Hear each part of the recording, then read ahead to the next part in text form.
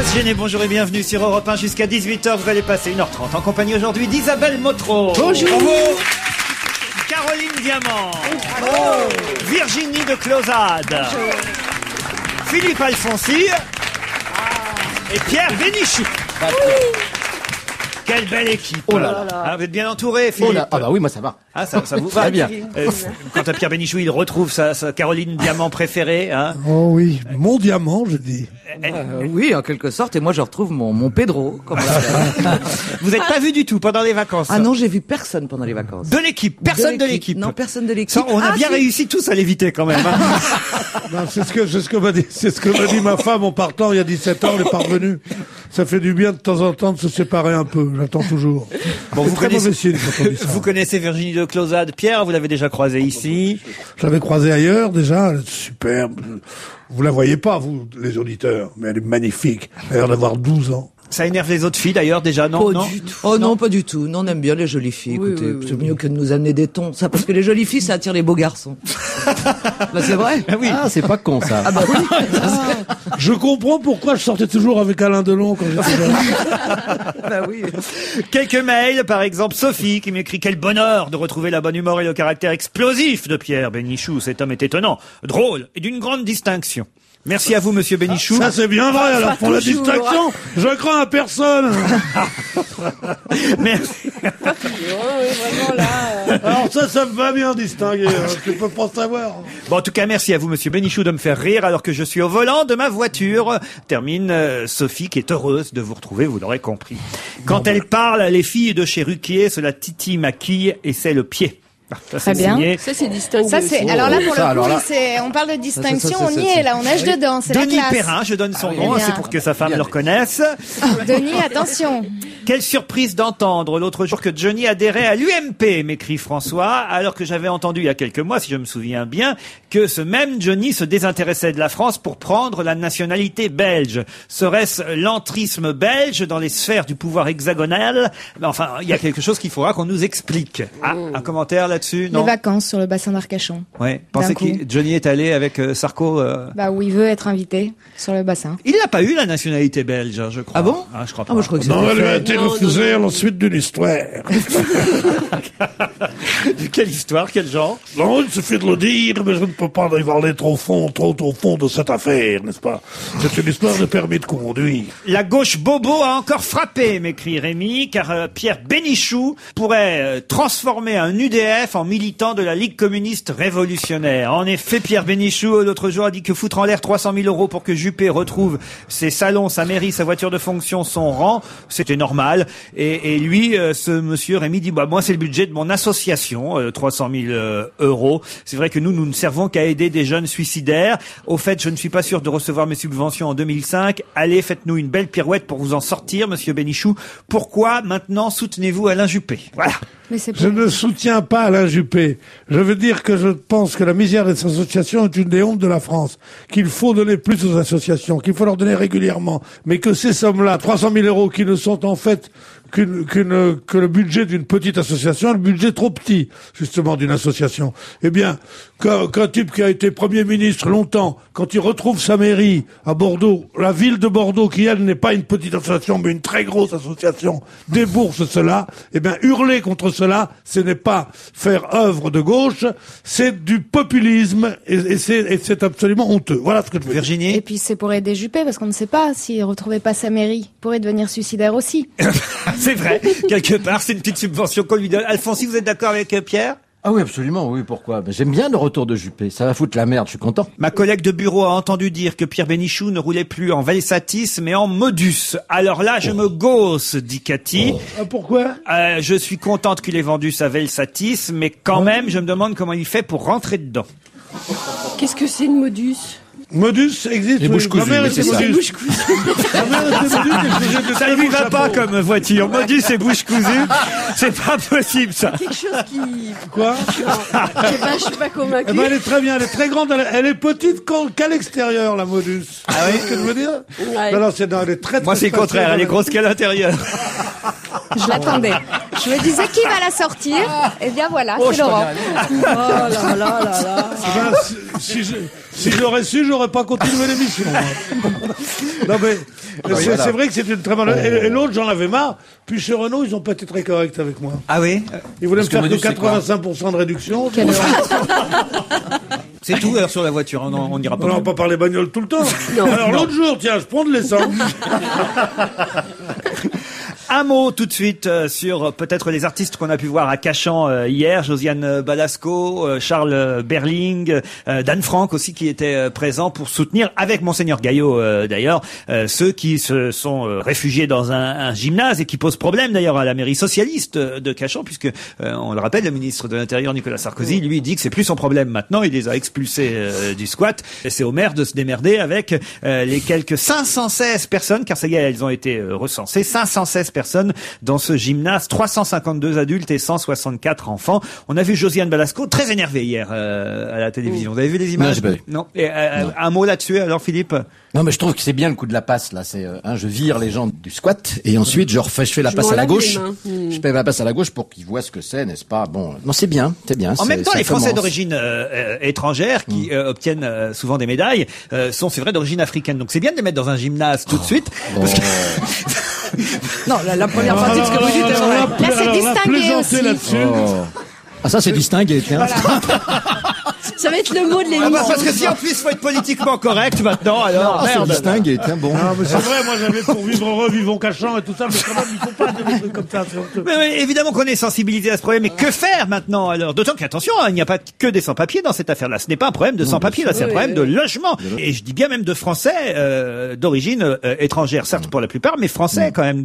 Oui, non, mais bien sûr. Qu'on mais devrait c'est- reloger sur notre territoire. Absolument, bah oui, bah alors, là, qu'est-ce qu'on doit faire, là? Il y a qu'à l'envoyer à la mairie de Bordeaux, puis ils mettront leur Ah, bah 300 voilà. 000 euros, là. Et puis ça leur fera des appartements. Vous voudriez que je dise des choses comme ça? Bien, non. Non, mais Je laisse ça à Josiane Balasco. Tout le monde n'a pas la chance d'avoir des enfants communistes, comme elle dirait. Moi, je peux le dire. Caroline, Diamant. je me demande s'il reste pas encore des fortunes de ce que les gens ont versé pour le tsunami. Ça pourrait peut-être être utilisé pour ça, c'est pour pas reloger bête. les gens. Non, mais moi, avec Ouais, tout ce que il j'ai va pas versé pour tarder. le Sudoku, déjà, ça fait beaucoup, hein, pour trouver des trucs. Pourquoi vous avez joué au Sudoku pendant tout l'été? Ah, mais je suis devenu fou. Mais moi Je suis devenu fou. Alors moi qui accro. crois qu'il compte bien, qui joue aux cartes, pas mal. Ouais. C'est Là, en tout non. cas souvent. Bon, je suis nul, mais tu peux pas savoir. Et mon fils, qui est un con, tu peux pas savoir. C'est ce qu'il me dit. Il est très fort au Sudoku. Et tu sais ce qu'il me dit? Mais enfin, tu te rends pas compte. Mais enfin, Clara arrive à les faire à l'habitant. Alors. Quand il me montre il y en a qui sont un sourire c'est facile, un grand sourire c'est très facile, un visage sérieux à côté de la grille, Mais- Moyen. un visage, c'est difficile. Et un air comme ça, c'est diabolique. Mais c'est- on Alors dirait moi, qu'il y a un j'essaye truc de mettre, de Télérama. faire, je suis allé directement à diabolique, modeste comme je suis. Bon, j'en ai pas trouvé un. Je descends, et je suis à très facile. Mais qu'est-ce que je fais? Je cache avec ma boîte d'allumettes la figurine pour pas qu'on voit que je fais des très faciles. Si mes petits enfants arrivent et qu'ils voient qu'ils vont, c'est très facile. Et je n'y arrive pas. J'en ai une jamais tournure fait d'esprit. un entier, hein. C'est une tournure d'esprit. C'est une tournure d'esprit, oui. Non, il y a un truc à trouver. Vous Il y a en une faites façon beaucoup, de vous. Non, moi, je suis devenue dingue cet été parce que je comprenais pas. Tout le monde en faisait, donc j'ai voulu m'y mettre. J'ai fait 15 jours intensifs de 3 heures jusqu'à 3 heures du matin, réveillé 7 heures, Non. que du sudoku. Je devenais dingue. Non, c'est vrai? Ah, vous Ouais. dites Sudoku, vous? C'est plus joli. Oui, c'est vrai, en même temps. On Ça peut dépend de dire. quel côté on se place. Oui, Mais c'est en vrai, fait, il y a une dit- façon, il y a une on dit, façon de elle m'a penser sauté à, au cou et du sudoku. Pas pareil. il y a une façon de penser à capter et il faut penser en carré et en ligne à la fois. Oula. Ah, c'est comme ça que je pense. Déjà, moi, j'arrive pas à tourner en rond. alors. Un mot sur François Hollande et Ségolène Royal, dont on nous parle dans Le Monde 2. C'est Jacques Buab qui, dans la rubrique Contrepoint, fait un papier assez amusant, je dois dire, et vous allez m'aider peut-être à trouver quelle est la bonne solution parmi celles qu'il propose. Il intitule son papier « La tentation de la petite souris ». Il explique ça en disant « Qui ne rêverait de se transformer en petite souris et de se glisser dans l'intimité du couple Hollande-Royal pour savoir ce qu'il s'y dit? Risquons 4 hypothèses, dit-il. Alors, 1, ils ne se disent rien de spécial. En fait, ils se parlent à peine. Voilà, ça c'est possible. C'est la première solution. Deuxième solution, ils n'arrêtent pas de se disputer, évidemment, sur la présidentielle et sur le fait que l'un va être candidat, l'autre peut-être aussi.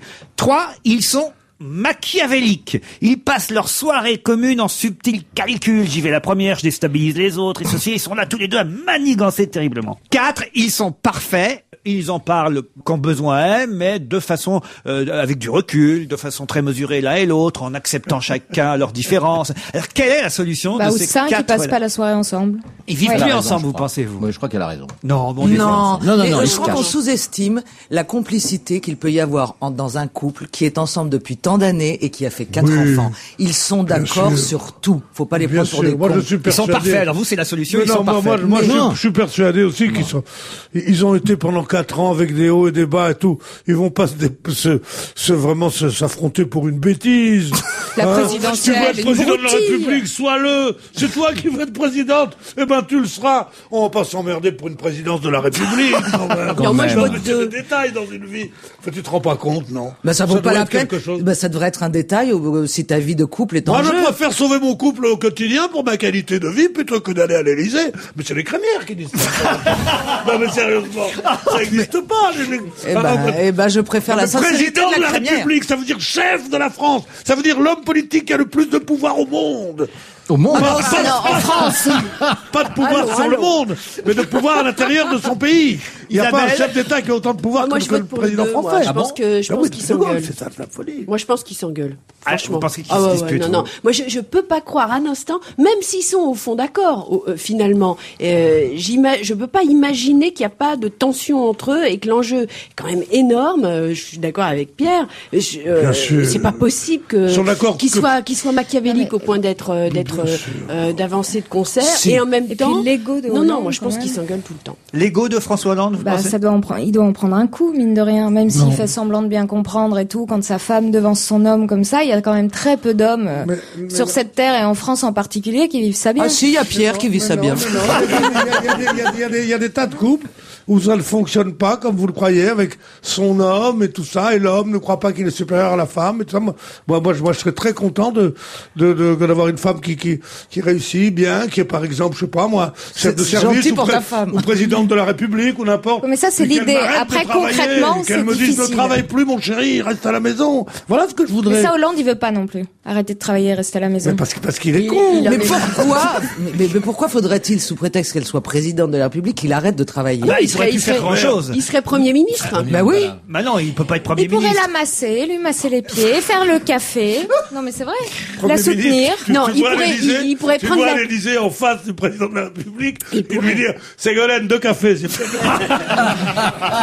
Bah oui, il ça pourrait serait rigolo. prendre la tête de l'opposition de gauche. Je crois qu'ils se prennent la tête, en tout cas, de toute façon. Parlons-nous.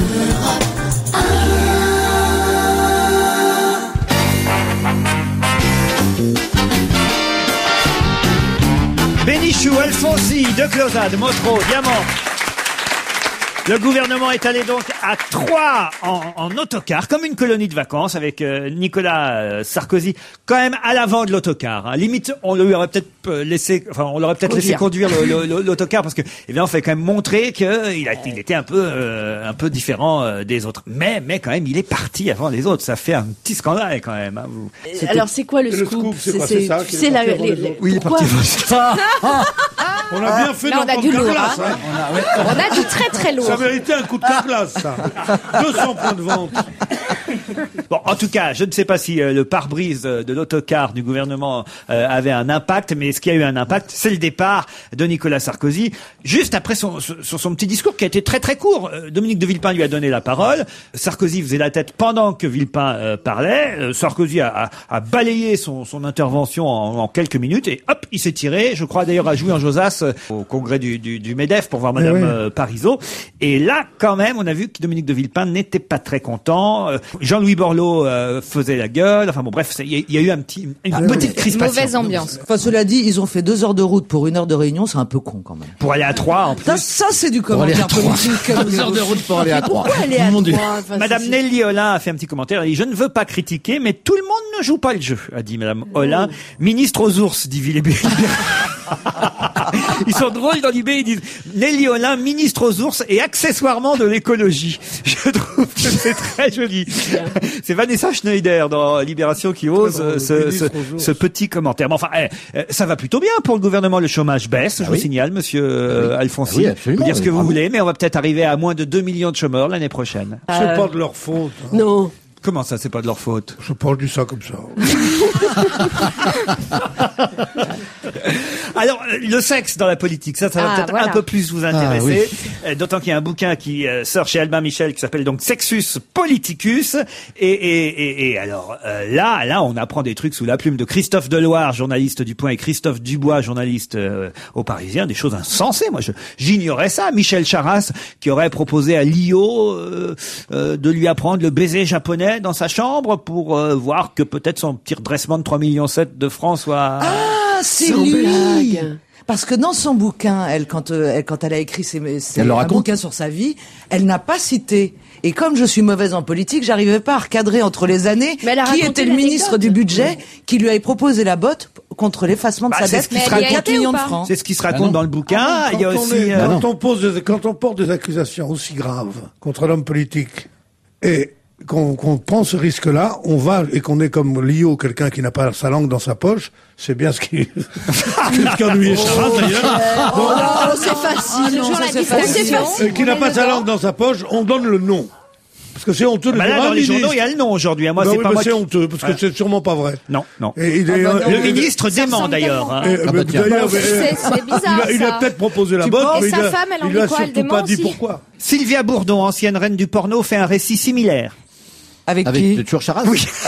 Non. Ça fait beaucoup pour un seul homme. Hein. C'est un peu à la Clinton, quoi. Bon, enfin voilà quoi. Non mais alors, vous trouvez ce genre de bouquin alors? Non, je trouve que c'est honteux ce genre de truc. Alors ce genre de bouquin, c'est vraiment dégueulasse. C'est dégueulasse. Alors, vraiment ça, moi je trouve ça. C'est rigolo. On s'en fout. Mais quoi? C'est rigolo. Je trouve ça bien de savoir. Caroline, tout ce qui est rigolo n'est pas chouette. forcément pas dégueulasse. Non, puis j'aime bien savoir rigolo. que ces gens qui sont au gouvernement et qui donc sont quand même censés représenter quelque chose de positif, ou pire que nous, hein, parce qu'ils ont le pouvoir en plus, donc ils sont bien pires. Il est bien évident, moi je connais Charras, il est bien évident qu'il a pu montrer à cette jeune femme qu'elle lui plaisait. Mais de là, est-ce qu'il aurait été assez idiot? C'est pathétique d'avoir besoin de ça, Est-ce qu'il aurait été assez idiot pour lui dire, je t'efface ton ardoise? Mais évidemment. Il aurait attendu que ça se passe. Moi, je trouve qu'elle a surtout été Mais non, parce que personne n'a envie d'y aller, donc il faut bien trouver un moyen pour 4 millions de francs. Convaincre la jeune fille d'y aller. J'ai mal entendu, Caroline. Pour 4 millions de francs, j'aurais couché avec Charras. Non. Mais je vous dis moi-même pour la moitié. Voilà quelqu'un d'honnête. Merde.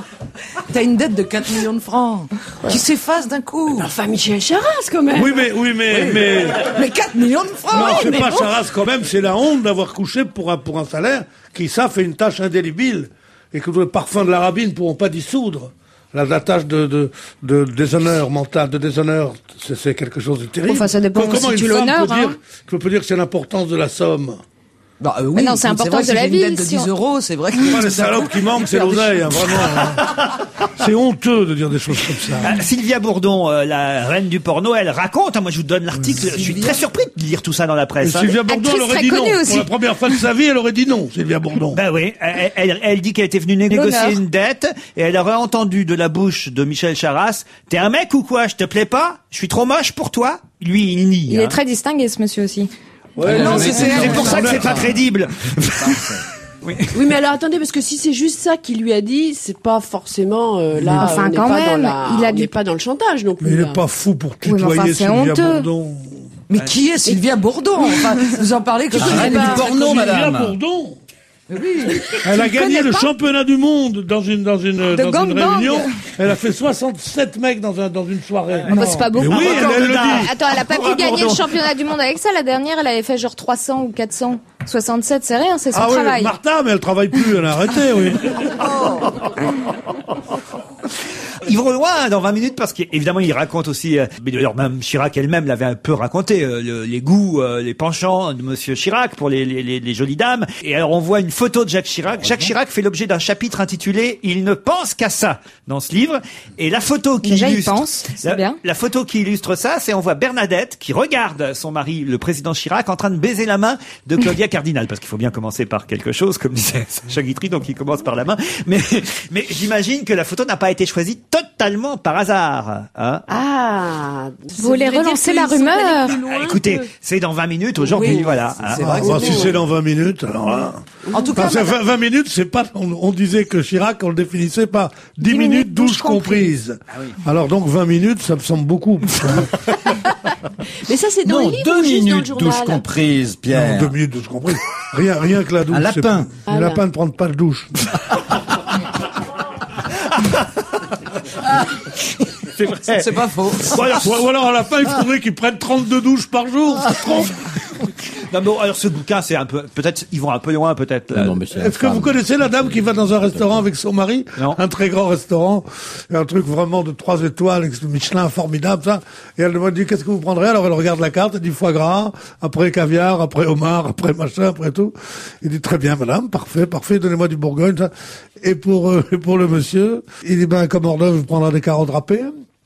Comme entrée, carottes râpées, comme plat, carottes râpées. Alors il dit, mais pourquoi? Dit le maître d'hôtel, il dit, quand on baise comme un lapin, on mange comme un lapin. Allez, on se retrouve après le flash de 17h. Pierre est revenu avec des nouvelles blagues. Hein. À tout de suite.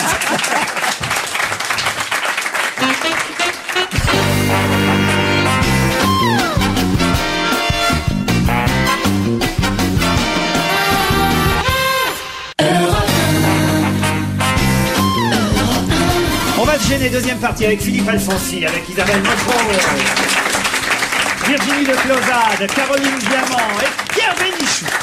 Bon, la blague qu'a raconté Pierre juste avant le journal n'était pas des plus récentes, mais il nous a promis pendant la pub et le flash d'info une nouvelle blague. Alors allez-y Pierre, la dernière. Non, c'est une histoire qui ne vous concerne pas quand ça se passe dans un milieu très très chic. C'est un monsieur distingué, dame, tu veux dire. très distingué, un peu le mien, tu vois. Bon. Alors il est là, puis il n'arrive pas à avoir d'enfant. Alors ils vont voir un médecin, un neurologue, un gynécologue, tu sais, les deux hommes se réunissent et disent, écoutez, vous pouvez tout à fait procréer. Il dit, mais pourquoi nous n'y arrivons pas?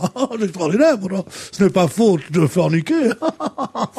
Alors il dit, écoutez, peut-être qu'il faut faire ça, parce qu'il y a des positions, il faut faire ça en levrette. Il dit comment? Quoi? Il dit oui, un peu comme, vous savez, vous vous mettez derrière. Il dit, je vais en parler à ma femme, mais je ne sais pas comment elle va prendre ça. Il lui dit, sais-tu, chérie, nous pouvons avoir des enfants. Il dit, non, pas possible.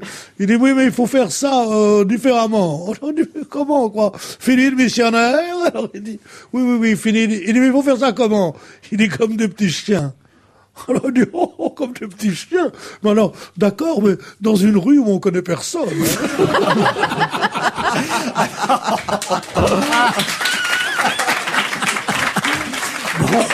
Je la connaissais aussi en même temps, enfin. Mais comment tu la connaissais? Elle est vieille aussi, très vieille. Mais non, elle n'est pas très vieille du tout. Elle est moins vieille que toi. Mais en même temps, raconter avec le... Non, ce qui est nouveau, c'est le ton. C'est l'accent. C'est l'accent. Non, c'est bien, Pierre. Continuez comme ça. Ah, les Français d'ailleurs aiment les animaux domestiques. Regardez quel enchaînement. 53% des foyers possèdent un animal. C'est le chiffre qui vient de tomber. Et les Français n'hésitent pas à mettre le prix pour nourrir leurs animaux, les soigner et même acheter parfois un chien qui est autre cas bâtard. 45 à 70 € de vaccination, par exemple, pour un chien, ça coûte cher. Ça, c'est obligé. Et 53% des foyers, je vous ai dit. Alors, on a en gros en France quand même 10 millions de chiens, 8 millions et demi de chats, 7 millions d'oiseaux et 27 millions de poissons. Vous vous rendez compte? Ce qui est dommage, c'est qu'on compte Ouais, mais pas les poissons, poux. ça meurt vite, hein. C'est vrai, oui. Non. Je trouve que c'est dommage qu'on compte pas les poux, parce que sinon, ça serait encore plus énorme comme pourcentage. Non, mais ça coûte jamais cher, un animal. C'est honteux de dire ça. Mais si, ça coûte jamais cher. cher. Si, ça coûte cher. C'est les gosses qui coûtent cher, qui prennent tout le pognon. C'est les gosses. Mais il faut plus avoir de gosses, il faut avoir des animaux, maintenant. Même Natacha, elle s'est sauvée, tandis qu'un chien, ça se sauve pas. Bah voilà, tiens. Le mien, il s'en va. Quel enchaînement, Natacha qui fait la une du Parisien ce matin. Une semaine après avoir mis fin à 8 ans de séquestration, Natacha commence sa nouvelle existence au secret. Il paraît que les Autrichiens sont très fâchés contre la presse, contre les médias, parce qu'il y a une course. On propose beaucoup d'argent, évidemment, à cette jeune femme pour qu'elle parle, soit dans un journal, soit sur une chaîne de télévision. Et c'est vraiment le scandale du moment, cette affaire autrichienne de Natacha. C'est une histoire absolument fascinante. Évidemment, sur le plan de la morale, c'est absolument immonde, c'est quelque chose d'atroce. Mais comme le type s'est tué, l'action de la justice est éteinte. Et même s'il était vivant, c'est vrai qu'il encourrait toutes les peines possibles, la réclusion en perpétuité, rapt d'enfants, machin. Bon. Cela dit, c'est une histoire d'un romanesque. Je dis pas d'un romantisme, d'un romanesque extraordinaire. Parce que cette fille qui sort et qui dit à la presse, mais vous voulez que je vous raconte des choses salaces? Mais c'est mon histoire, et ça ne regarde que moi. Voilà ce qu'elle dit. Et quand elle dit, on lui dit, mais ce salaud, elle dit, non, je le pleurerai. C'est un homme que j'ai aimé. Alors on dit, mais enfin, mais comment? Elle dit, j'ai rien à dire d'autre. Et c'est quelque chose d'affreux, c'est un exemple atroce, un contre-exemple pour la jeunesse, pour tous. C'est-à-dire qu'on peut être heureux dans la soumission, ce qui est la morale la plus immonde qui soit. Mais enfin, quand même, ça a existé. C'est pas né dans la tête d'un romancier. C'est une vérité. Pour moi, c'est un fait divers extraordinaire. Philippe Alfonsi. C'est pour ça d'ailleurs que les gens se bagarrent pour avoir le témoignage de la fille. Non, c'est vrai, il a raison, Pierre. C'est un fait divers extraordinaire. Mais c'est au fond, c'est aussi un peu le complexe de Stockholm. Hein. C'est-à-dire, tous les gens qui sont pris en otage ont toujours une certaine attirance pour leur. C'est un peu comme moi. Oui, c'est un Pierre. peu comme moi avec Ruquier. Mais oui, ça fait au moins 8 ans.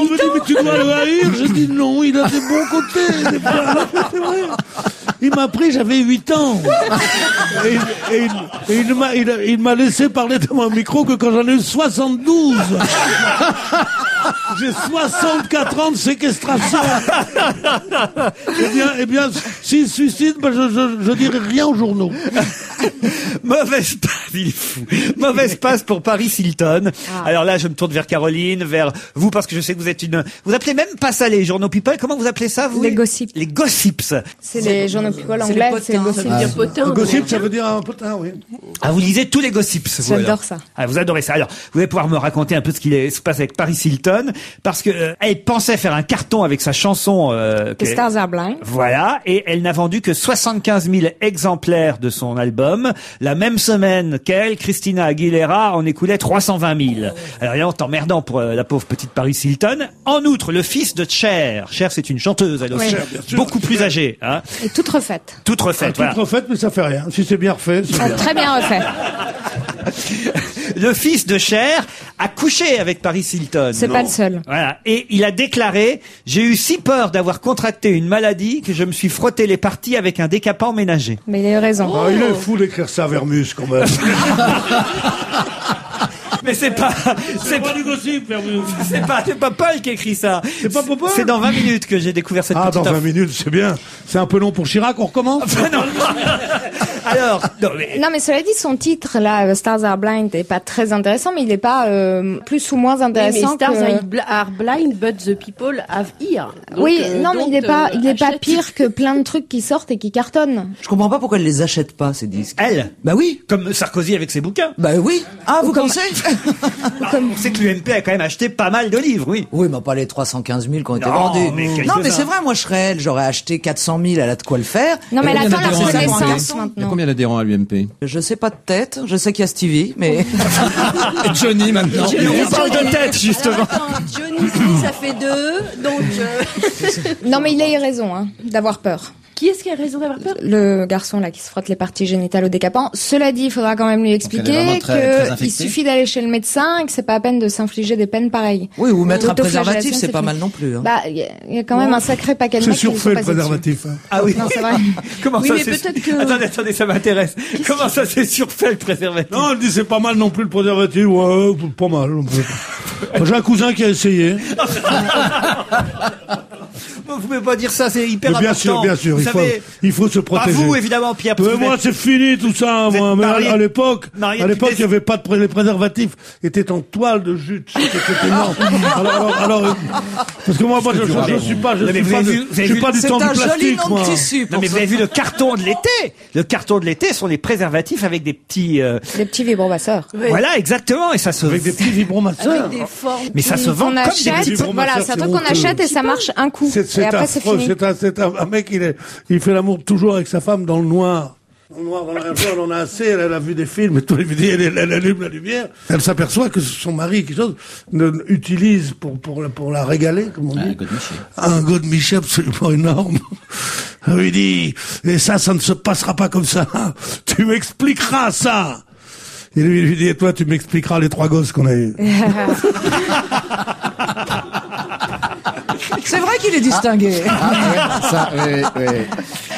Mais alors, il paraît que c'est un carton, ces préservatifs qui viennent de sortir. Mais c'est pas un préservatif, il y a le préservatif et puis ça c'est un ustensile qu'on rajoute Ah non, dessus. non, non, il a non, intégré. c'est incorporé. Il y a des petits trucs dedans. T'as un mauvais marchand. Non, je suis très bon Va chez fournisseur. Monsieur Max, il va te donner des trucs qui sont Ah non, formidables. non, je vous jure, c'était dans toute la presse cet Bien été. sûr, mais elle lit pas la presse. Les jeunes achètent ça, maintenant c'est carrément, c'est chez les pharmaciens, et on vous le vend avec des petits ergots, des petits trucs. Oh, mais attendez, moi, il y a très longtemps, ça. Moi, je me souviens, quand j'étais plus gamin, il y avait des préservatifs avec des petites mains rouges au bout. Ouais, absolument, ouais. Comme ça, on se faisait faire un frottis en même temps. Toile de jute, des petites mains Formidable. rouges, mais d'où vous venez? Où est-ce que vous pas avez nouveau, été? C'est deux en un.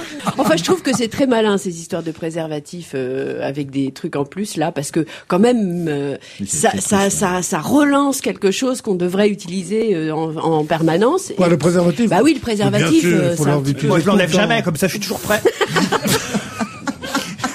Une petite main rouge. Quelqu'un qui se relance, lui aussi. Ah, est-ce que ça vous dit encore quelque chose? Bernard Sauvat. Bah tiens, justement, là, pour une fois, c'est Paul Vermus qui nous l'apprend. Dans la rubrique confidentielle de François, le chanteur Bernard Sauvat revient. Il avait disparu du paysage. Ah oui. Eh bien, quoi? Il avait bien disparu. Il avait même disparu de mon paysage mental. de même. naître entre-temps. Bernard Sauvat revient. Ah, dis donc, ça c'est une bonne nouvelle quand même. Hein, c'est Mais vrai quand comme même. disent les jeunes maintenant, ça fait terriblement années 90. Ça, Voire années 70-80, peut-être Bernard Qui Sauvat. c'est Bernard Sauvat? Moi, c'était un chef d'orchestre. Non Non, il revient au 2 Jazé du 19 au 23 septembre prochain. Ah bah j'en vois Miller. Eh, Et sa compagne. Et sa compagne analyse. Analyse. Ah, il loupe pas de jaser, lui. Ah, tu dis, ça s'appelle d'ailleurs, le 2 AG Gérard Miller, comme il y a la télé Louis Jouvet, le 2 AG Bernard Miller. Oh, bah, tu penses, il va pas louper Bernard Sauvat. C'est un indice très intéressant. Alors,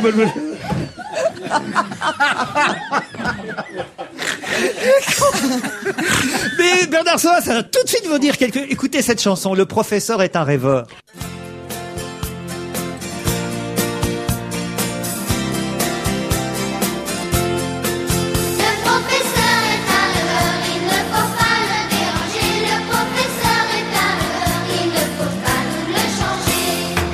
Je me réveille dans le couloir, j'arrive à l'heure sans le vouloir.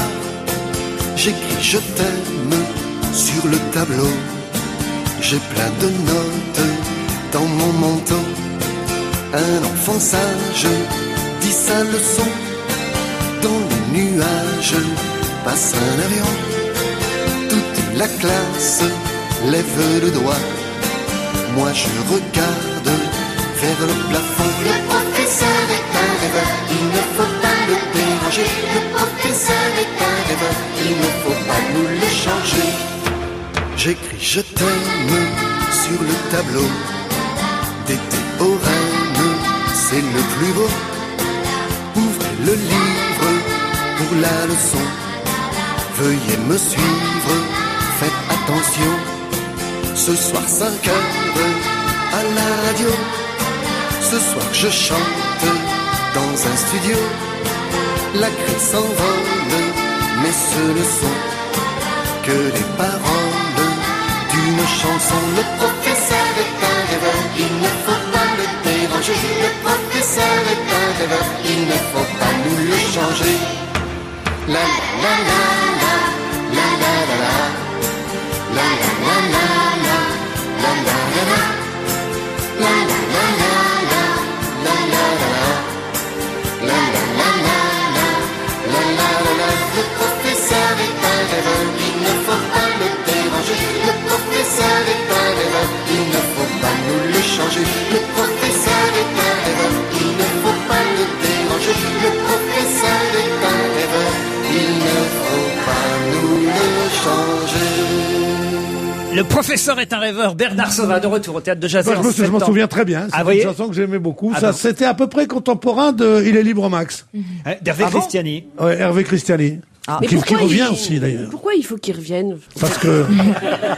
C'est gentil, ça lui file la pêche. Non mais attends, il doit avoir un âge canonique. Pas canonique. Il y en a qui font de la radio. Il doit avoir 43 ans, comme tout le monde. Mais justement, qu'il fasse de la radio. Non, ça date des années 70, ce succès. C'était bien avant Il est libre Max, mon cher, je ne veux pas vous contredire, Pierre Bénichou, mais c'était bien avant Il est libre Max d'Hervé Christiani, qui date des années 80, alors que ce titre-là doit dater à peu près des années 70. Donc Bernard Sauvage avait peut-être 20 ou 30 ans, admettons, en 70. Il en a 60 aujourd'hui. C'est pas non plus... voilà, il y a bien Marcel... libre Max date des années 70, j'en suis sûr. Il est libre Max 80. Eh bien, on va faire des recherches là-dessus. Bon, mais ça, alors là, Pierre, c'est même pas la peine, ne cherchez pas. Ah bon, alors si j'ai perdu. Il aime pas perdre. Pas mettre ma situation en jeu pour Il est libre Max.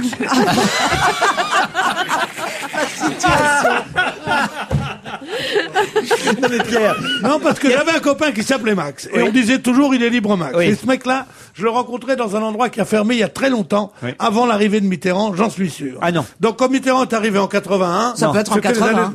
Tu me touches pas, t'es gentil. C'était dans les années. Alors, on va avoir la réponse tout de suite, cher Pierre Bénichou, mais je vous garantis Je démissionne, si j'ai raison. Hervé Christiani, je passais le disque à la radio quand je démarrais dans les radios locales, ce qui explique déjà, ça veut dire que les radios locales existaient, ça veut dire que donc François Mitterrand était déjà élu, déjà première chose.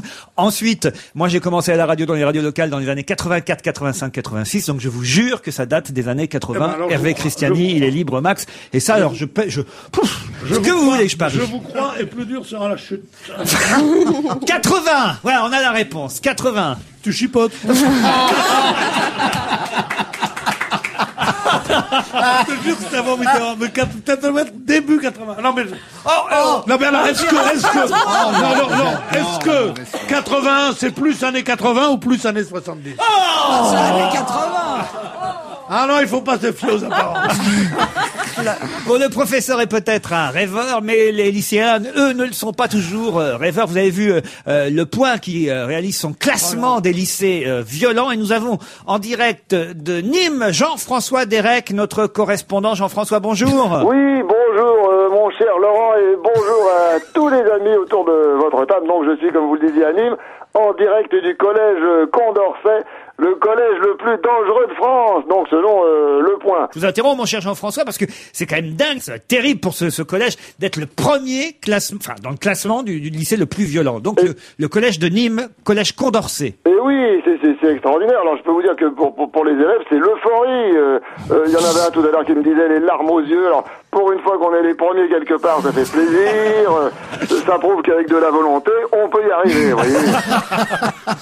Je crois que les proviseurs, eux, sont pas très contents et contestent les chiffres de l'hebdomadaire Le Point. Ah ben oui, comme tous les proviseurs. Alors j'ai rencontré celui de Condorcet, alors il m'a dit, bon, je cite, non, tout ça c'est des rumeurs. Chez nous, le trafic de drogue est normal, et ce n'est pas parce qu'il y a quelques viols par-ci par-là qu'il faut en faire une montagne.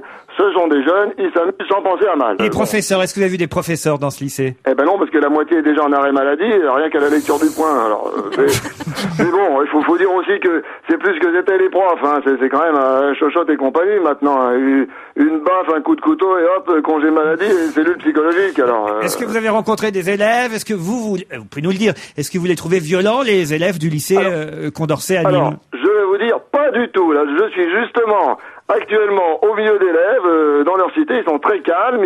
Ils jouent à saut de mouton et à chat perché et c'est pas du non, c'est pas parce que je parle sous la menace d'un cutter que je ne suis pas objectif. Hein. Est-ce qu'il y a une solution à la violence dans les lycées, Monsieur Derek? Bon, écoutez, moi, vous savez, je suis pas un spécialiste, mais d'après moi, il y en a une. Plus de policiers et moins de professeurs dans les lycées. Vous savez, les élèves, si on regarde bien, ils ont plus besoin de l'école. Maintenant, il y a tout à la télé. Et pour compter, il y a les calculettes. Alors, bon, par contre, la discipline, le respect de la loi, ça s'apprend plus du tout. Hein. Et puis, excusez-moi, pour finir, livreur de pizza, pas besoin de connaître Balzac. Hein. Bon, quand même, la culture générale, c'est important.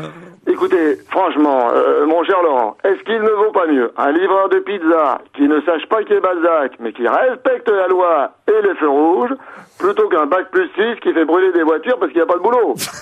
Je pose la question et je pense d'ailleurs que ça sera au centre des débats pour les prochaines présidentielles. Hein. Merci Jean-François Derek pour ces réflexions, je veux dire, de haut niveau. Écoutez, il n'y a pas de quoi et bonjour à tous et à la semaine prochaine. À la semaine prochaine, Jean-François Derek, en direct de Nîmes. C'est terrible, quand même, ce classement du Point. D'arriver en tête d'un classement des lycées les plus violents, j'imagine que ça va faire du barouf là-bas, quand même. Je trouve ça très moche, moi. Ouais. Ah, vraiment, sérieusement, je trouve ça très moche de faire un classement, parce que pourquoi dire ce lycée le plus violent? Ça veut dire quoi, le lycée le plus violent? Le lycée où il y a la discipline marche le moins bien? Je sais que beaucoup de professeurs, beaucoup d'universitaires ont protesté contre ça. Je sais que le ministère a même protesté, bien que cet article du Point a été fait, ce classement a été fait grâce à des papiers confidentiels qui étaient à l'Éducation nationale. Mais l'Éducation nationale et ces papiers-là, c'est une chose pour essayer de remédier à cet état de fait. Et publier ça, c'est faire peur aux gens. Ma mère, qui était enseignante, quand on lui disait, elle dirigeait un cours, on lui a dit quel est le pourcentage d'élèves qui sont reçus au bac dans votre établissement, et elle répondait les bons élèves 100%. Voilà.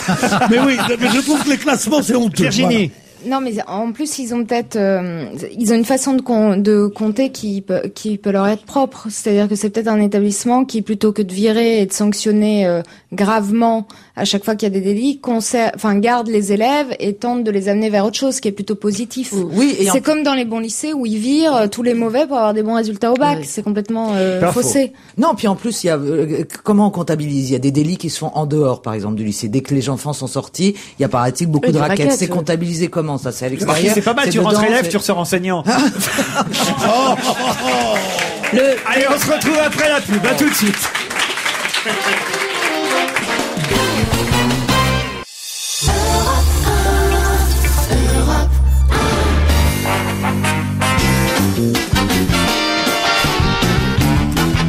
Virginie de Closade, Isabelle Motro, Caroline Diamant, Philippe Alfonsi, Pierre Bénichou et le livre de la semaine. On reprend nos bonnes habitudes. Chaque vendredi, un livre pour lequel chacun nous donnera son avis, son commentaire. Ont-ils aimé ou pas aimé le nouveau Patrick Rambaud, Le Chat botté, un roman, on peut dire historique, publié chez Grasset. J'ai envie de commencer par vous, tiens, Caroline Diamant. Alors. Ah bon? Ah bah oui. Ah bah ça change. Étoc. Alors Étoc, eh bien écoutez, je vais vous dire une chose. C'est parfois tellement bien écrit que on est avec lui dans les rues de Paris. À cette époque, il décrit. Alors, c'est juste, on est en 1795, d'accord. C'est la fin de la Terreur. Enfin, voilà, les gens ont faim, et on va voir vraiment la montée du petit général Buonaparte avant même qu'il ait changé et francisé son nom. Alors, ce qui est difficile quand on est aussi bonne en histoire de France que moi, c'est de se rappeler exactement qui étaient les Jacobins, qui étaient les gentils, qui étaient les méchants, et Barras et Saint-Aubin. Alors il y a un luxe de détails qui font que parfois vous êtes à fond dedans, on sent les odeurs, on sent que les cheveux sont sales sous les perruques, on sent tout ça, mais que parfois moi j'ai trouvé ça un tout petit peu tellement foisonnant que j'étais obligé de relire un peu des phrases et que ça m'a un peu pompé l'air, tout ça pour se rendre compte à la fin, finalement, que vous devenez un génie militaire quand vous êtes déjà un génie à la base et que vous avez des idées géniales. Bon. Oui. Ah non, c'est pas du tout ça qui raconte. Ah bah écoute, moi c'est comme ça que... Mais est-ce que ça vous a plu ou pas? Je saurais pas dire, c'est que vous lisez un bon bouquin, mais j'ai lu un bon livre, mais à la fin je me suis pas dit, je vais pas le conseiller à mes amis. Virginie de Closade. Oui, moi je suis restée complètement extérieure au livre, je suis pas du tout rentrée dedans. J'étais vraiment, j'avais une difficulté folle à tourner les pages, à avancer. Alors c'est vrai que c'est. Et vous êtes écrivain? Non.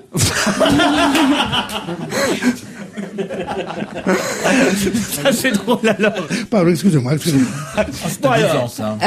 Donc non, je suis restée complètement extérieure. Alors c'est vrai que c'est très bien écrit, c'est très riche, c'est le vrai roman historique. Mais en plus j'ai trouvé que le général Buonaparte était pas du tout affectif. Enfin, j'ai trouvé rien sur lequel m'accrocher à lui pour vivre avec lui toute cette aventure. Donc je suis restée extérieure. Philippe Alfonsi. Alors c'est un reportage, hein, ce roman, c'est vrai, hein, on nous fait vivre. En effet, Caroline a raison, c'est incroyable ce qu'on ressent et ce qu'on voit et ce qu'on sent.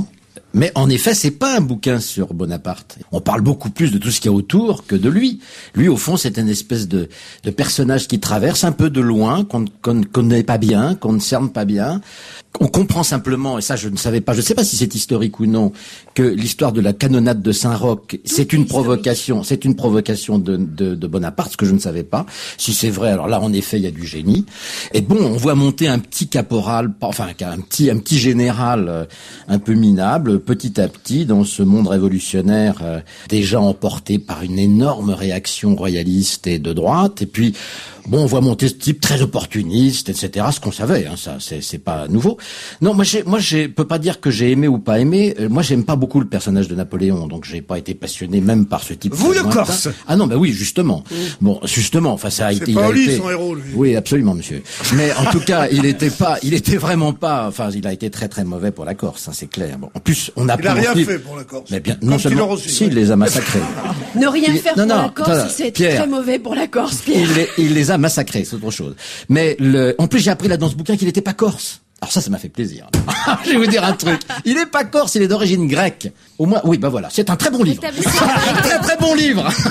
Isabelle Motro. Moi, j'ai beaucoup aimé. Je suis très cliente des livres de Patrick Rambaud et du style de Rambaud, qui a un style extraordinaire, qui écrit merveilleusement bien. C'est le 3e ou 4e livre qu'il consacre à Napoléon. Alors cette fois-ci, il remonte à Bonaparte.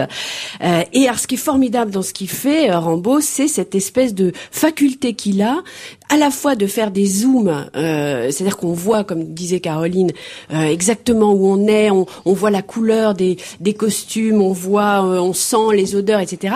Et par moments, c'est vrai aussi, il passe à quelque chose d'impressionniste, c'est-à-dire que comme l'histoire est très complexe, et c'est une période quand même, une des périodes les plus complexes de l'histoire de France, il passe à l'impressionnisme, c'est-à-dire qu'au fond, c'est pas très grave quand on comprend pas tout, curieusement, parce que toi tu dis je me suis replongée dans les bouquins, etc. Mais je crois que c'est pas la volonté de Rambaud. Elle n'a pas tout à fait dit qu'elle comprenait pas tout. Non, elle a dit pas non plus pour une conne. Elle était perdue dans les forces en présence, ce qui est normal, il y en a tellement. Mais finalement, ce qui est intéressant, c'est qu'il nous replace là où étaient les gens à l'époque, parce que les gens eux-mêmes n'y comprenaient plus rien. Et c'est ça qui est formidable, c'est que on est porté par cette espèce de torrent d'informations, de personnages et de sensations diverses. Et en fait, on vit ce que vivaient les gens à l'époque. C'est-à-dire qu'on est aussi complètement perdu. Peut-être qu'il faut avoir un goût pour l'histoire aussi et l'histoire de France pour moi, accrocher. je voulais lire tout l'été avec des romans historiques et celui-là, je suis restée extérieure, vraiment. Je suis jamais rentrée dedans. Est-ce que je peux lire un petit bout? Je trouve que elle a pas totalement tort. Moi aussi, je suis un grand amateur de Patrick Rambaud. Il a écrit, je sais plus comment il s'appelait, ce bouquin extraordinaire où il raconte l'histoire d'un officier. La bataille. La bataille. La bataille qui a eu le prix Goncourt. Qui est une merveille de livre. Qui est une merveille de livre. Bon, une merveille. Mais vraiment, oui, Caroline, oui. Elle a failli dire la belote, elle. Alors, faut vous dire. Et là, c'est vrai qu'on est un peu... C'est une manie chez elle. Bien que ce soit un reportage extraordinaire au jour le jour, on est un peu extérieur au personnage parce qu'il n'y a pas de personnage romanesque fort là-dedans. Et c'est peut-être ça qui est un peu décevant dans ce bouquin-là. Il n'y a pas de personnage romanesque fort. Moi, je vais vous dire, j'ai adoré ce livre, bon livre alors. Pour toutes les raisons pour lesquelles vous ne l'avez pas trop aimé. À savoir que ce n'est pas justement un roman historique. Le roman historique, c'est quoi? C'est soit les romans bien écrits avec le petit doigt en l'air, où on vous raconte les choses comme ça, les trucs romancés, ou alors le jour le plus long. C'est-à-dire comme si vous y étiez. Là, c'est quelque chose de formidable. Quand vous dites que c'est bien écrit, justement pas. C'est quelque chose, c'est écrit, ça a l'air écrit à la va-vite. C'est pas quelque chose où on dit, regardez comme j'écris bien. Bien sûr, c'est un grand écrivain. Ce portrait de Robespierre au début est formidable. C'est description du, je ne sais pas, je vous dis par exemple, le Palais Royal, les filles étaient partout. Elles rôdaient par centaines sous les arcades et les galeries de bois qui les prolongeaient. Les unes déguisées en marchandes vantaient leur souper froid, d'autres promenaient des enfants de location pour attendrir. D'autres vous appelaient au-dessus du café des aveugles, avec leurs chapeaux noirs à glands d'or, les pieds dans des ballerines de satin. Voilà, mais ça c'est bien écrit, parce que c'est pas de l'écriture, c'est justement du style. Et ce truc m'a passionné, parce que j'ai enfin compris, moi qui ne suis pas du tout un amateur de romans historiques, et toutes les reconstitutions m'emmerdent, c'est une reconstitution mentale. C'est le livre le plus intelligent que j'ai lu sur la Révolution et sur le début de le Consulat et l'Empire, que j'ai pu lire, parce qu'on voit comment ce petit voyou de Bonaparte devient l'empereur des Français. Combien il a 25 ans quand Robespierre meurt. La description de la fin de Robespierre est extraordinaire. Et il dit, Alexandre le Grand était empereur, lui a 20 ans, j'ai 5 ans de retard. Bon, tout ça, même si c'est pas vrai, c'est formidable. Non mais c'est pas de l'exactitude. Encore un mot d'Isabelle Motro. Oui, moi je voulais juste lire un tout petit extrait, je peux? Non. Ceux qui n'aiment pas ce livre, ici, sont perdus pour la littérature. Moi, c'est un livre, je peux aller plus loin, c'est un livre que j'ai lu. Non. 9 livres sur 10 qu'on me donne à lire pour ici, je peux pas dépasser la page 50. Là, j'ai lu jusqu'à la page 132. Non, c'est vrai, je l'ai lu entièrement. C'est une merveille. Si vous lisez un livre cette année, lisez celui-là. Bon, Virginie n'est pas tout à fait d'accord. Non, mais si, le livre on peut pas enlever toutes les qualités qu'il y a. Je dis juste que moi, qui ai besoin de me retrouver ou de tomber amoureuse d'un personnage pour aller au-delà, ça n'a pas plu. Il est là, ton Pedro. Ça m'a pas plu. Vous avez le général Pierre. Oui. Mais oui, mais Robespierre. Si t'aimes les militaires, j'aurais dû celui-là. substituer. Bon, je le dis un petit bout quand même. Allez, un petit bout, parce que c'est vous. Des milliers de femmes en cheveux ou en bonnet rouge affluaient place du Carrousel. Elles en occupèrent l'espace en peu de temps. Elles se pressaient car il en venait toujours. Elles montraient le poing, poussaient des hurlements sauvages. Elles touchaient aux grilles et les meneuses s'y accrochaient. Elles étaient parties des faubourgs et en avaient en chemin mobilisé les femmes des quartiers qu'elles parcouraient, les femmes des boutiquiers qui laissaient leurs boutiques sans marchandises, les impétueuses, les infortunées, les malingres au ventre vide, des mères avec leurs enfants maigres, des souillons qui levaient des piques et des fourches. Les grilles allaient sans doute se renverser sous la poussée, avisant Delormel et les députés interdits qui restaient plantés dans la cour. Une mégère cria « Les voilà ces coquins, les scélérats qui nous font mourir de faim ». Mais c'est vrai, on voit la Révolution française beaucoup plus que dans tous les Malais-Isaac, les Lavis et autres Michelet. Non, ouais. Michelet, c'est pas mal quand même. Non, mais... J'ai un autre extrait, moi, si vous voulez. Le Chaboté, roman, Grasset. C'est signé Patrick Rambaud. On se retrouve après la pub. Parlons-nous.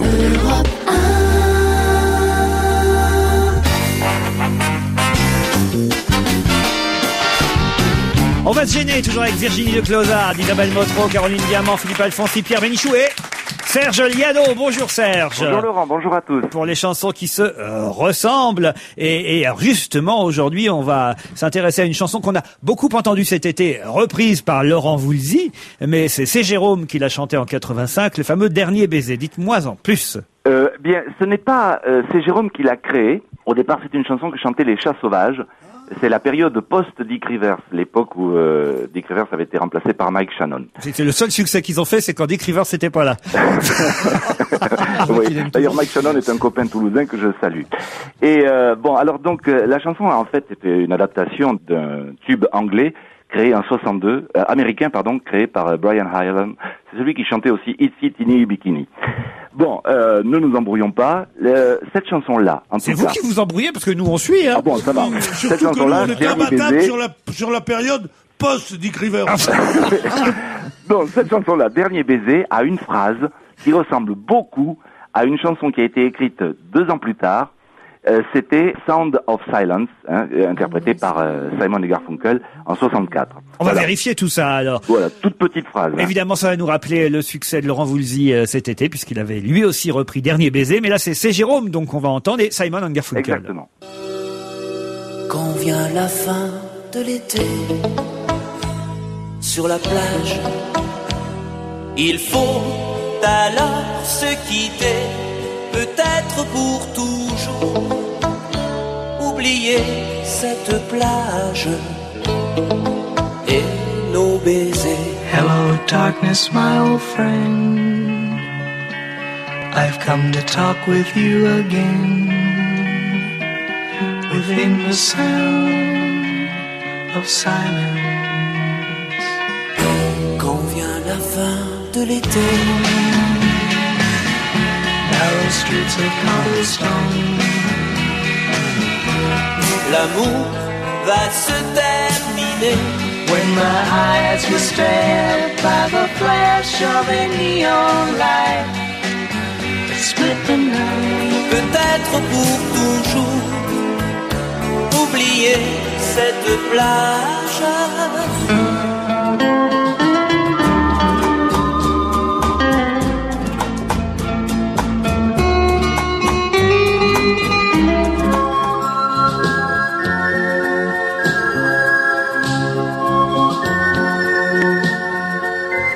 C'est beau de toute façon. Oh, qu'est-ce qu'on a dansé sur ces chansons-là.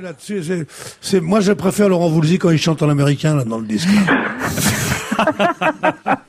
Voilà. C'était une toute petite ressemblance de rien du tout. Hein. Si, quand même, c'est presque l'une de vos plus réussies. La chanson flash du jour nous emmène du côté d'Arcachon. Oui, je voulais parler de la colère des ostréiculteurs qui sont furieux. Vous savez qu'ils ont même fait des tests sur les souris, et les souris sont mortes après qu'on leur ait injecté des extraits d'huîtres. Allez, petite chanson. Dans la Gironde, une révolte gronde, c'est une fronde des ostréiculteurs. On nous explique que les huîtres toxiques donnent la colique aux pauvres consommateurs. Il paraît même qu'avant-hier, des souris se suicidèrent avec des intraveineuses de fruits de mer.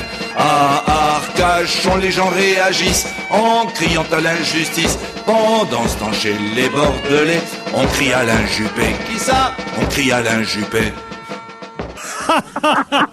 C'est n'importe quoi votre histoire là. Alors là, les uns gueulent à l'injustice et l'autre ils gueulent à l'injustice. Oui, ça on a bien compris, oui. Si c'était pour en arriver là, je me demande si vous n'avez pas bouffé trop d'huîtres.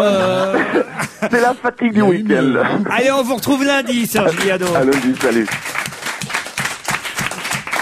La maladie de la langue bleue arrive en France. Ça, je vous avais prévenu en début de semaine. Il faut faire attention. Je vous avais demandé de regarder votre langue, enfin en tout cas de me la montrer. Et c'est toujours... C'est comme ça qu'on a eu un job. Il est pire que Charas, hein. Après l'apparition des premiers cas il y a 15 jours en Belgique puis aux Pays-Bas et en Allemagne, la France est à son tour confrontée à cette menace d'épidémie de fièvre catarrhale du mouton, dite maladie de la langue bleue. 2 cas ont été décelés sur des vaches laitières. Toujours les pauvres vaches qui prennent. Ah oui? Il a eu la maladie de la langue verte, lui. Le drame de la langue bleue, c'est que ça touche aussi les taureaux. Ah oui? Et que cette année, depuis 2 ans déjà en Espagne et cette année en France, les corridas ont été très mauvaises, et dans tout le monde tauromachie, que j'en fais partie, que dont j'en fais partie, non. Que personnellement j'en fais partie, oui. Disons que vous êtes taureau macho. Voilà. Eh bien, la maladie de la langue bleue est très, très connue chez nous. On n'en peut plus quand même de toutes ces nouvelles maladies. Et il y a la fièvre, comment ça s'appelle, celle dont on a eu peur. Non, l'épidémie de grippe aviaire qui va revenir. Ah oui? Bah oui, ça va revenir normalement octobre-novembre. Non, la fièvre acheteuse revient pour Non, le parce que solde. chaque fois c'est octobre-novembre et février-mars qui sont les 2 périodes dangereuses. Tout revient, même la Star Academy. Regardez, ça ne nous rajeunit pas. Hein. Est-ce une maladie? On en est quand même à la Starac 6, vous vous rendez compte? Non, mais c'est formidable. On les a pas vus passer. La Starac 6 qui démarre ce soir, Pierre. Non, mais c'est fantastique. D'ailleurs, ce matin, il y avait une émission formidable. Vous connaissez l'émission de le matin de Morandini? Oui, bien sûr. Oui. Elle est formidable, cette émission. Et alors, il avait ce matin Nikos. Vous connaissez Nikos? C'est le maître à penser de LCI, le fils de l'émission littéraire. Le fils de Napoléon. Oui. Et alors, il y a eu des questions vaches, parce que ça a commencé, quelqu'un lui a dit, votre publicité est mensongère. Un auditeur, hein, lui a dit, votre émission est mensongère, vous dites le plus grand plateau d'Europe. Or, puisqu'ils ont refait le décor et on nous annonce... Voilà le plus grand plateau d'Europe. Or, j'ai fait l'enquête, dit l'auditeur. Et en Allemagne, ils ont un plateau beaucoup plus grand. Et Nikos a fait l'aveu terrible, il a dit oui, il est plus grand de 200 mètres carrés. Oh là là là. Alors, il dit, alors votre publicité ment, il dit, j'ai pas pu contrôler ça, mais je pense que c'est honteux de me dire ça, parce que vous devriez être fiers de la France, qui a quand même le 2e plateau le plus important d'Europe. Il a dit ça à la télévision. Et moi, je suis fier de bon. Il a dit d'autres choses pas mal aussi. On lui a dit que Magali, ça avait été un échec. Ah bah oui, ça. Alors il dit non, ça n'a pas été un échec. Elle avait montré son potentiel exploitable. C'est pour ça que son potentiel exploitable, pour dire le talent, il y en a le pas, potentiel le potentiel exploitable. Alors on l'avait pris. Magali n'existait Et puis on lui a dit, mais enfin quand même, elle n'a pas vendu beaucoup de disques. Il dit oui, elle en a vendu moins qu'on le croyait, enfin que sa maison de disques le croyait, mais... Et il a eu cette phrase, 2 points, ouvrez les guillemets, tout le monde ne peut pas faire la carrière de Jennifer. Et alors on lui a dit, mais vous Magali, vous l'avez jamais aimé parce que moi je suis une ancienne ronde, dit une auditrice. Alors, je suis une ancienne ronde et je crois que c'est le racisme anti-rond. Mais parce qu'on dit plus gros maintenant. Tu sais qu'on dit non-voyant pour aveugle, on dit technicien de surface, la femme de ménage. On dit plus, il y a plus gros. On dit plus noir, on dit black. Bon. Et donc il y a plus que d'eau, il y a que des ronds. Et il a dit non, ne me dites pas ça. Tu sais ce qu'il a dit? Il a été gros. Nikos, j'ai été rond, moi aussi. Moi, j'avais envie de lui dire, t'as pas eu mal à la tête le lendemain matin? Non, mais sérieusement. non, parce que je suis très distingué, mais moins que lui, quand même. Ça va ensemble. Regardez, vous, ce soir. Oui, moi, je suis à donf. Bah, on a hâte de voir la tête des nouveaux candidats. Il paraît qu'ils vont être un peu plus oui, mais ils disent ça tous les ans. C'est jamais vrai. Ils ont trouvé Magali, dans l'underground, donc faut se méfier. Non, parce que ils ne font plus uniquement des débutants. des gens ils prennent des gens dont la carrière a pas été ce qu'elle aurait pu être. Évidemment, on n'a pas des Jennifer à tous les coups. Non, on a des Magali. Pensez Magali. Et alors, là maintenant, ils prennent des gens, des professionnels qui n'ont pas eu leur chance, à qui ils donnent leur chance. Non, soi-disant, ce sera pas formaté. Non, mais ils disent ça tous les ans. Ils nous disent cette année, on a trouvé des vrais, des purs, des durs. Tu parles? Non. Ce qu'il faut, c'est garder ça en mémoire quand vous regarderez dans 2 semaines le film qui s'appelle Quand j'étais chanteur, où justement Gérard Depardieu joue un chanteur qui a, on va pas dire mal tourné, mais qui est un chanteur de bal, un chanteur de Cécile de France. La carrière Cécile de France. Et il joue un chanteur comme ça, qui a pas eu la carrière qu'il méritait, mais qui se satisfait de cette carrière. Un peu Bernard Sauvage de Jazet, quoi. Voilà. Et il fait une composition là-dessus formidable. Alors, je sais pas si à la Starac, il y aura des gens de cette trempe. Non, sûrement pas. Bon, ils attendent du lourd en invités internationaux. Ah oui, vous avez vu ça? Dans les émissions. Shakira, Beyoncé, Lionel Richie, dont la dernière apparition était quand même dans les feux de l'amour. Donc, c'est vous dire s'il est au top du top. Ah non, quand même, il y a Michel Polnareff, sûrement, Lionel Richie, Yannick Noah. Non, Noah. Et ce soir, Magali va chanter, Oui, alors ça, mais c'est pour ça qu'ils ont fait un grand plateau. C'est la gagnante de... le 2e plus grand plateau d'Europe. Si elle aime pas les rondes, Virginie non, j'aime les rondes, je n'aime pas Magali. Je la déteste, c'est terrible. Magali, mais pourquoi? Parce que elle était, écoutez, c'est très simple, l'année dernière, à un moment donné, ça c'est, le résumé de cette gonzesse, c'est ça. Elle fait le cours de sport, donc évidemment elle se traîne, mais ça c'est pas de sa faute. Et Kamel explique un truc, et elle part boire. Et Kamel lui dit, non mais écoute Magali, ça va pas, il y a le prime ce soir, t'es pas sur le coup, quoi. Tu vois, à un moment donné, faut que tu sois là, t'es pas sur le coup. Vous êtes trop 2e degré, là. Et donc, elle dit, écoute, je suis désolée, j'étais en train de boire un verre d'eau. Et alors, elle arrive en confessionnal, on lui dit, qu'est-ce que vous avez compris de votre altercation avec Kamel, qui veut pas que je boive de l'eau pendant le cours de sport? Bon, alors l'évolution va être difficile. Gros et con. Et surtout, ce qu'elle vous dit pas, c'est tête du Kamel. Qui essaye de lever le niveau, lui, Kamel, tu vois. Monique Pantel est de retour. Elle a survécu aux vacances. La canicule n'a pas frappé cet été. En tout cas, pas Monique. Monique Pantel, bonjour, sous vos applaudissements. Bonjour.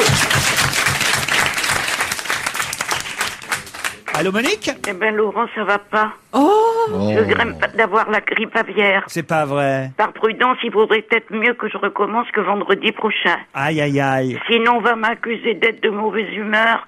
Ça tombe bien, on était en retard, on va s'arrêter maintenant. Oui, d'accord. Finalement, d'accord. Non, dites-moi si vous avez vu ce film que tout le monde attendait, Des serpents dans l'avion, Monique Pantel. Ah, mais c'est le seul que j'ai aimé de la semaine. Ah, c'est rigolo. C'est gros, mais c'est rigolo et ça vous réveille. Avec Samuel L. Jackson. Oui, qui est le héros et qui est un homme du FBI, alors forcément il est formidable.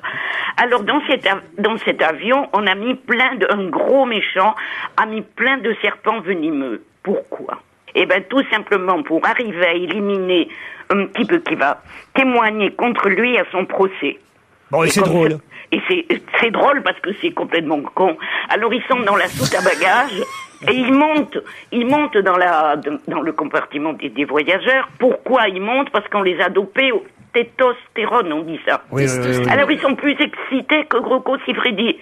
Ils s'enfilent dans tous les trous, vous voyez ce que je veux dire? Les serpents, vous parlez, hein? Les serpents. Ils montent jusqu'à la cabine et après, par exemple, ils vont dans la culotte d'une grosse bonne femme qui meurt de plaisir. Ronde. Grosse femme qui meurt de plaisir. Comment j'ai fêté la fin du monde? Eh ben ça, c'est un très joli film. Ah. C'est un petit film, évidemment. Roumain, franco-roumain, on va dire. Oui, il risque pas de marcher, mais c'est un très joli film sur la dernière année du règne de cet affreux Ceausescu. Et c'est joué par une fille de 17 ans et son petit frère. C'est un très joli film, très tendre. Et voilà, c'est à voir. Les particules élémentaires portées à l'écran, le film de Michel Houellebecq. Alors c'est porté à l'écran par Oscar, oui. Voilà, j'allais le dire, Oscar Roller, et c'est Moritz Bleibtreu, Christian Ullmann, Martina Gedeck, Frank Capotente. C'est un film, vous l'aurez compris, allemand. Et j'ai rien compris, justement. À cette histoire de deux frères, j'ai juste compris qu'il y en avait un qui baisait et l'autre pas. Et c'est avec justesse qu'on a donné le prix à Berlin à celui qui baise.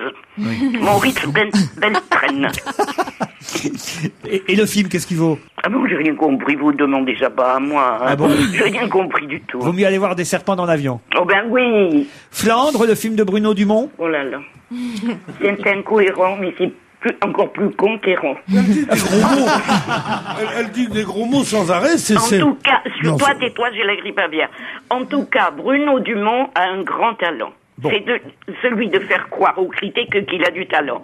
Le public, lui, ne s'y trompe pas. Il est resté chez lui. Il n'a pas vu cette ferme filmée lentement. Il n'a pas vu ce type qui rase tout le monde, le fermier. Il n'a pas vu son amoureuse qui s'appelle Barbe et qui porte bien son nom. Il n'a pas vu partir à la guerre, on ne sait pas où. Avec deux autres soldats, ils se promènent dans la campagne, on devine que c'est une campagne arabe, ils essaient de tuer des gens, ils violent une fille, on coupe la queue de celui qui n'a rien fait, enfin bref, voilà.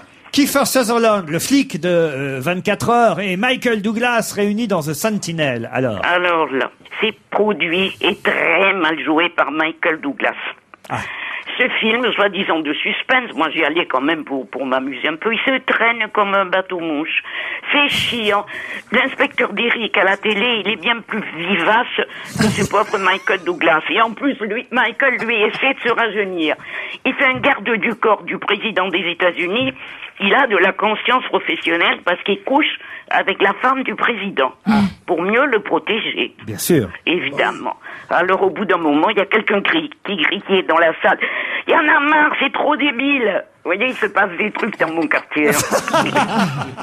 Bah alors finalement, le film que vous retenez, si j'ai bien compris, c'est plutôt des serpents dans l'avion. Oui, c'est un peu dégueulasse quand même, hein, parce que moi j'en avais marre de tous ces serpents. Mais la scène finale, tant pis pour la motro, c'est génial. Peut-être racontez pas la fin quand même. Mais c'est génial la fin. Non, écoutez, il faut y aller pour la fin. Bon, je le dis pas, mais il faut y aller pour la fin. C'est formidable. J'ai ri. Moi, je trouve que c'est un bon concept maintenant de faire ça comme chronique. Je raconte la fin des films. Oui, je vais le faire, c'est pas mal, ça.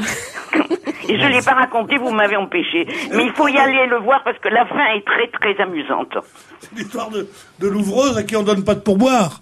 Voilà. Et alors le type dit je voudrais aller là, au 3e rang, non, au 8e rang. Elle l'accompagne partout et au dernier moment, le mec lui donne pas de pourboire. Elle lui dit, vous savez, l'assassin, c'est le comte. Eh ben dis donc, tu t'arranges pas. Oh là là. Monique, on vous retrouve vendredi prochain. Si je veux. Allez, j'ai pas la grippe. Des serpents dans l'avion et Monique Pantel sur Europe 1. Merci, bravo. Et vous.